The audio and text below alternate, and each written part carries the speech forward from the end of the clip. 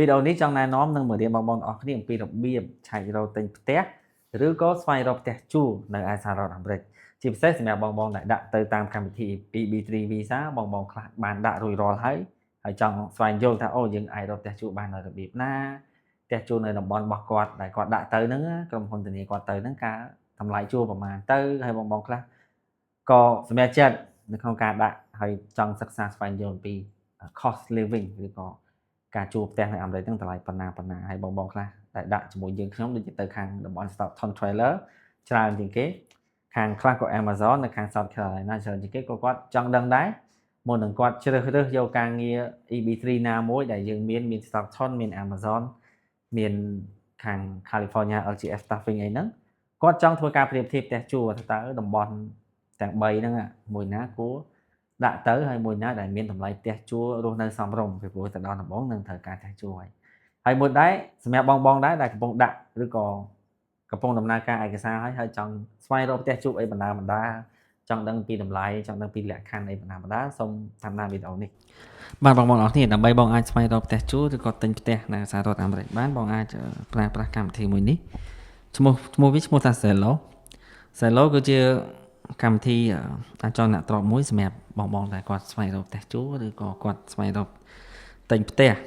គឺអាចដាក់តាមហ្នឹងហើយសម្រាប់ក្រុមហ៊ុនអាគារឬក៏ក្រុមហ៊ុនចងអ្នកទ្រព្យដែលគេចង់នេះគេចង់បង្ហោះផ្ទះគេក្នុងការជួលក្នុងការអីគេអាចប្រើកម្មវិធីហ្នឹងបានកម្មវិធីហ្នឹងគឺស្តៀងទៅនឹងនេះអញ្ចឹងស្តៀងទៅនឹងខ្មែរ24យើងដែរប៉ុន្តែគេមានតែចងអ្នកទ្រព្យទេគេមានតែផ្ទះជួលហើយនឹងលក់ណាបងអញ្ចឹងនៅទីនេះគឺកម្មវិធីហ្នឹងបែបហ្នឹងគឺគេមានផ្ទះជាច្រើននៅតាមតំបន់ណាហើយសម្រាប់បងដែលចង់ដាក់ទីតាំងទៅណាគឺយើង search ទីតាំងទៅហ្នឹងតែខ្ញុំនឹងឧទាហរណ៍ទីតាំងមួយដែលគេហៅ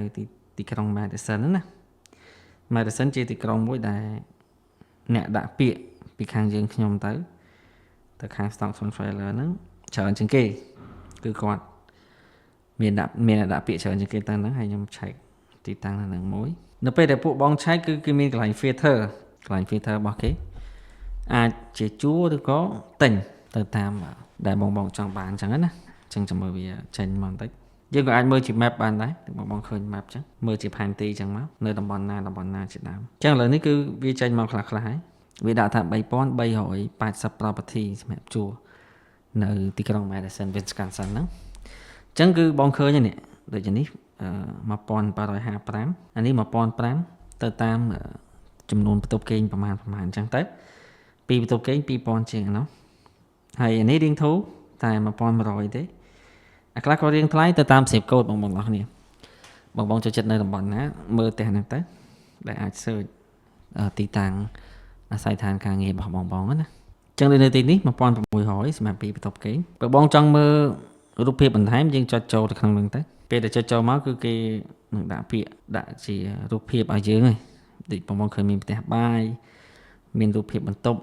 មានទីតាំង Google Map គេមានព័ត៌មានផ្សេងទៀតដូចជាគេមាន gym អត់អាគារខាងក្រៅមានសួនច្បារមានអីចឹងទៅណានៅអាមេរិកបើយើងចង់ដាក់ពាក្យយើងត្រូវ apply មិនមែនមានតែយើងមានលុយជួលបានទេដាក់ពាក្យ apply មកវាមាន option 3ដូចបងឃើញទី1 message ហ្នឹងយើងឆាតទៅខាង property គេសួរព័ត៌មានអីចឹងទៅទី2យើង apply មកយើងដាក់ពាក្យសុំជួលហើយតើគេ approve ទៅយើងជួលបានដែរទី3 tour នេះយើងដាក់ពាក្យ appointment ដើម្បីសុំទៅមើលផ្នែកមុនអញ្ចឹងណាសម្រាប់បងមើលតាមអនឡាញមើលលេងទៅតាមអនឡាញដូចនេះគេមានដាក់ថាយើងអាចនាំសត្វចូលបានមានកន្លែងម៉ាស៊ីនបោកគក់អីជាដើមហើយមានម៉ាស៊ីនត្រជាក់អីចឹងទៅបងនៅក្នុងហ្នឹងណាហើយគេមានជាទំហំម៉ែត្រការ៉េតម្លៃប្រមាណអីចឹងទៅអាហ្នឹងគឺយើងអាចមើលបានគេក៏ដាក់ថ្ងៃដែរ available August 14ហ្នឹងអាហ្នឹងមានន័យថាតថ្ងៃទី14បាន available ព្រោះអ្នកខ្លះគេអាចចេញអញ្ចឹងទៅហើយបើយើងមានសត្វចិញ្ចឹមក៏យើងអាចដាក់ពាក្យប្រាប់គេឲ្យដែរថាយើងមានសត្វចិញ្ចឹមចង់យកចូលនេះ apply វាយក pet អីចឹងមកអញ្ចឹងទៅតាមតម្លៃតាមទីតាំងបងប្អូនគ្នាទីតាំងខ្លះគេមាន include ច្រើនគឺគេនេះទៅគេយើងថ្លៃអញ្ចឹងទៅដូចនេះពីបន្ទប់គេដែរតែ 2000 ជាងអានេះគឺ studio ទេ 1500អានេះពីបន្ទប់គេប៉ុន្តែ 1300ដោយសារតែទីតាំងនេះគឺគេអត់មាន include ជាក្រែជាខ្នោជាពុកអីជូនបងណា ចឹងកន្លែងខ្លះដែលគេមានពេញទាំងអស់គឺជាទីតាំងដែលថ្លៃជាងចឹងទៅព្រោះបើគេមានរបស់ឲ្យយើងគ្រប់សពណាបងភាគច្រើនគឺគាត់ចប់កិច្ចសន្យានឹងមូហើយអញ្ចឹង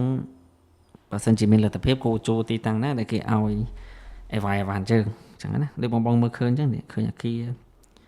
ឃើញ interior គេមិនអញ្ចឹងទៅកន្លែងនេះរៀងថ្លៃប៉ុន្តែស្អាតទំនើបអញ្ចឹងណាបងគេមានវេរ៉ុងដាមានអីអញ្ចឹងទៅមានកន្លែងលេងបុកប៊ីយ៉ា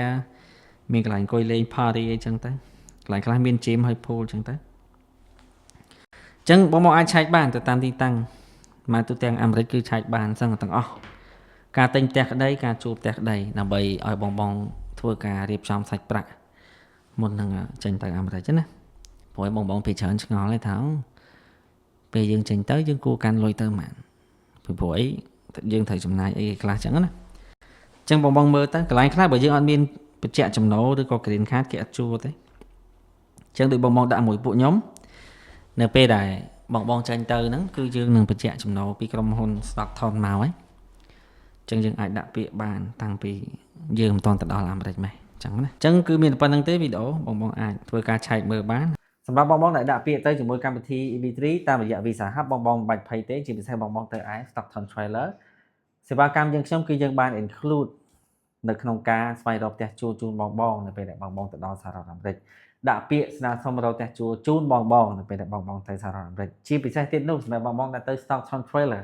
គឺយើងមានក្រុមការងារនៅទីនោះស្រាប់ចាំទទួលបងទាំងអស់គ្នាដែលអាចឲ្យបងស្នាក់នៅផ្ទះពួកយើងម្ដងសិន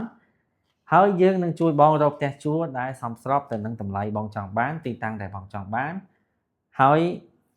ដាក់ពាក្យជូនបងទាំងអស់គ្នានៅ Stockton Trailer ក៏គេមានចេញលិខិតបញ្ជាក់ income ដែរមុនយើងចូលធ្វើការ